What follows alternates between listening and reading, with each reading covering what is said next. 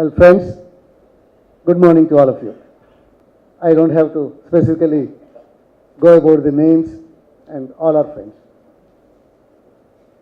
It's a very happy occasion for me to be with these people and with all of you here. That's number one reason for being a good morning to me specifically. The second reason is I have a special point to mention why it's a wonderful morning for me. Because the President, All India President for CRIDAI is from my native place in the sense my, before delimitation, my constituency gentleman, a good friend.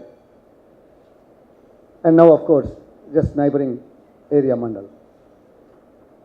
Having been in state level, about 8 months back, going to the national level, it's a matter of pride and really a good feeling for me that he has risen to the national level. This is of course in tune with the state of Andhra Pradesh in many respects. And this infrastructure has not falling behind, as a matter of fact. In addition to that, why I feel so, this is a good morning, because the state is in the forefront for the infrastructure.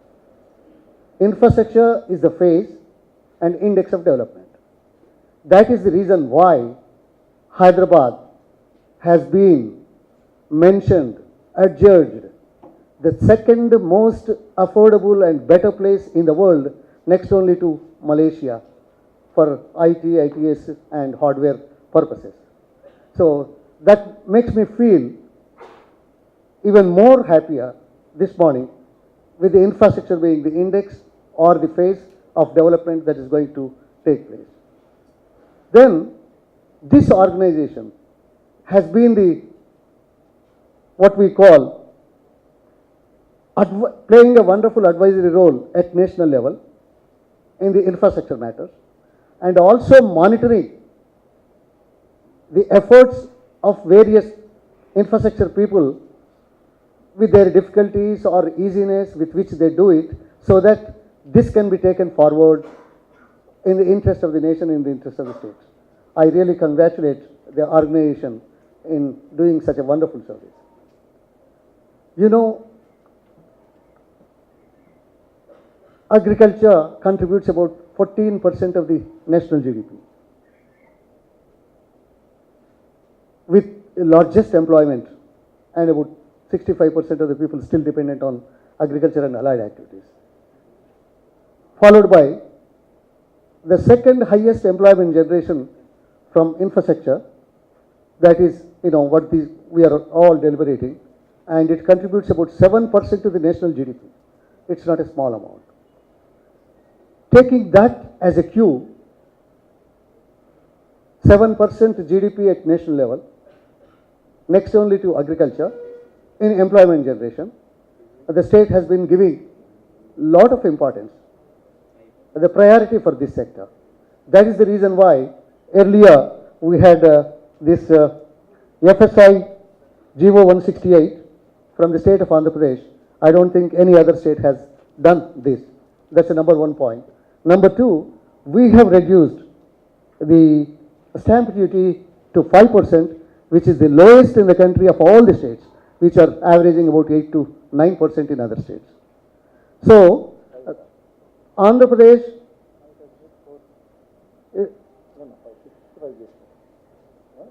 he says 4%, it's even better. I'm really happy that my government has done it. I have the knowledge of 5%, but the people who are the beneficiaries or accelerators of the development, they are saying about 4%. That's even better. It's already the lowest in the country of all the states. So, that is the reason why the state government is proactive, giving priority and giving impetus for this sector to create more employment opportunities and take advantage of the immense potential that what we have in the country and in the state, as a matter of fact. Do you know that urbanization is the order of the day? People are leaving the rural areas for employment purposes, for educational purposes, and for opportunities in various different fields into the urban areas. As of now in the country, we have about 340 million out of 1.28 billion are in the urban areas, which accounts for about maybe less than 30%. In the next 15 to 20 years, it is expected that the urbanization, the population in urban areas, it is going to be about 590 million. That's about 270 million more than what it is today, which accounts for about 74 or 75% roughly in the next 15 years. When you think of this urbanization, when you think of 270 million people coming into the urban areas, when you think of the infrastructure that is required in the urban areas for this kind of massive population migration, I see a potential.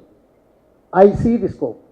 That's where this CREDAI and the state government coordinating our efforts to push this forward to make it, even bigger and more larger for employment creation opportunities. That's where, I come into the picture of coming. As a matter of fact,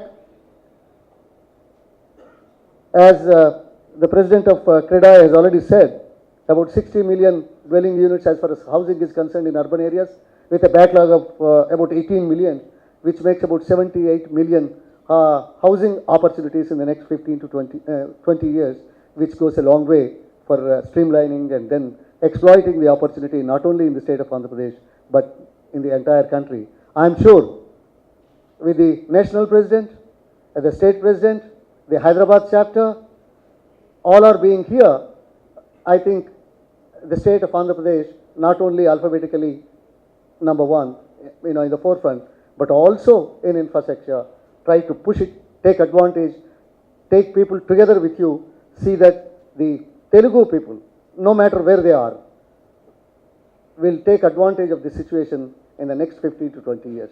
That's my appeal and humble submission, and in the interest of more employment creation. In addition to that, for example, AP, as we talked about housing on the rural side and urban side also, this is the only state which has taken up a massive housing program in the country, unparalleled in the history by any other state. About 77 million dwelling units are planned. They are all in various stages. Coupled with the pension program of 7.4 million in the state, and also the number one state in implementing the employment guarantee scheme, putting the money in the hands of the rural folks, that's where it's, multiplying factor for the economic development of the state. So I may say so loud, but the proof is the state budget in 2004 from 38,000 crores to more than 150,000 crores is an example of the development and the multiplying factor of the policies and programs initiated by the government, state government in the state of Andhra Pradesh.